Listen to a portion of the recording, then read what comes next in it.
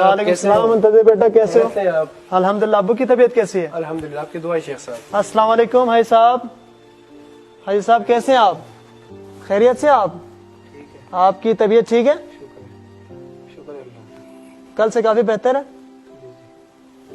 आइए शेख साहब, आप तशरीफ रखें, बैठ जाएं, आप तशरीफ रखें शेख साहब। बहुत बिस्मिल्लाह कीजिए। बहुत शुक्रिया। मुंतज़िर बेटा, लाहौर से कब आए? आपको यहाँ पे देख के बड़ी खुशी हो रही है मुझे। आप तो पहले से ही मजहबी रहे। मुंतज़िर बेटा, मुझे उम्मीद है कि आप वोट मुझे ही देंगे और जुल्फ़िकार पर ही ठप्पा लगाएंगे। आप तो शेख साहब हैं, आप भी इलेक्शन लड़ रहे हैं। जी बेटा, इसमें बुरी बात क्या है?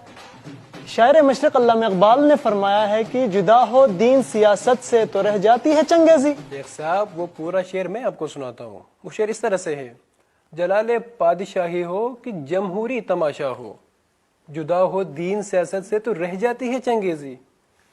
इस शेर में अल्लामा इक़बाल ने जमहूरियत और बादशाहत दोनों की मजम्मत की है और निज़ाम इस्लामी के अहया की बात की है। इक़बाल को आपसे ज्यादा मैं समझ सकता हूँ। वो तो आपके अमल से लग रहा है शेख साहब, माशाल्लाह। आप 20 साल ईरान में रहे हैं, आप इमामत पर एतक़ाद रखते हैं, आपने ईरान में 20 साल इमामत का निसाब पढ़ा है, लेकिन आज यहाँ पर आपको जमहूरियत की तबलीग करते हुए देखकर मुझे बहुत हैरत हो रही है शेख साहब। मुंतज़िर बेटा, आप पढ़े लिखे हो, समझदार हो, आप कौन सी दुनिया में रह रहे हो? ईरान में हर 4 साल बाद इलेक्शन होता है, पता है कि नहीं आपको ये?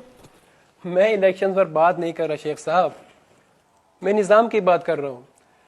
ईरान में निज़ाम इमामत है और वहाँ पर इंतज़ामी अमूर चलाने के लिए इलेक्शंस होते हैं, और यहाँ पर निज़ाम जमहूरियत है और यहाँ इस सिलसिले में इलेक्शन होते हैं।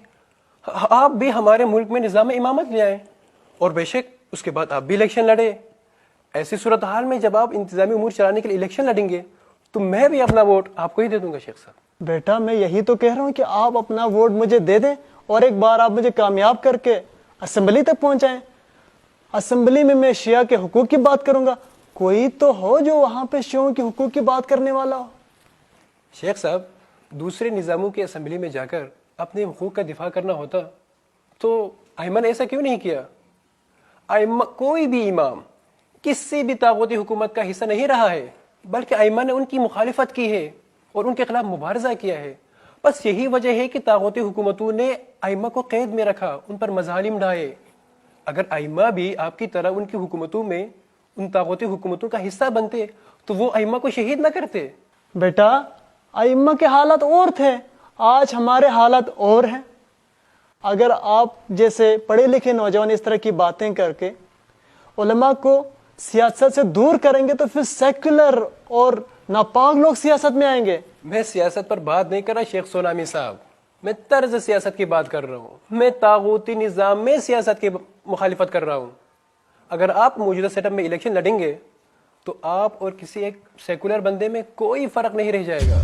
बेटा, आप ये कैसी बातें कर रहे हैं? हाजी साहब, देखें आपके बेटे को, ये कैसी बातें कर रहे हैं? मुझे एक सेकुलर बंदे से मुआवजा कर रहे हैं। आप बैठ जाएं। आप सिर्फ जनाजे पढ़ाने के लिए मौलवियों के पास आते हैं। अगर आप इसी हालत में मर गए तो मैं आपके जनाजे पढ़ने के लिए नहीं आऊंगा। आप गुस्सा ना हो शेख साहब, छोड़िए शेख साहब।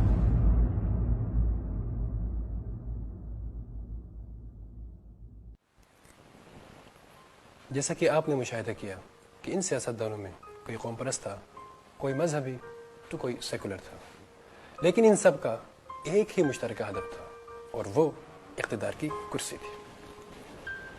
इस कुर्सी तक पहुंचने के लिए वो अपने दिलकश और खूबसूरत नारों के जरिए बेशऊर अवाम को बेवकूफ़ बनाते हैं।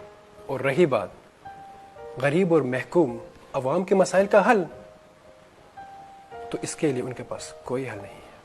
जैसा कि आप सबको मालूम है कि हम असर ग़ैबत में ज़िंदगी बसर कर रहे हैं। क्या खुदा ने असर ग़ैबत में किसी निज़ाम का तारुफ नहीं कराया? क्या असर ग़ैबत में दीन खुदा मुअत्तल रहेगा? तो क्या ऐसे में इंसानों ने मुक़ाम लिक़ाउल्लाह की तरफ सफ़र नहीं करना है? और अगर करना है तो इसके लिए किसी इलाही निज़ाम की ज़रूरत नहीं है, बिल्कुल एक इलाही निज़ाम की ज़रूरत है, और वो निज़ाम इमामत है। और यही निज़ाम इमामत आज 1400 सालों से मुअत्तल है, और इस दौरान हमने निज़ाम इमामत के मुकाबले में हर दूसरे निज़ाम को आजमाया है। मलूकियत, कम्युनिज़म, जमहूरियत جیسے تمام نظاموں نے آج انسانیت کو کس نہج تک پہنچا دیا ہے.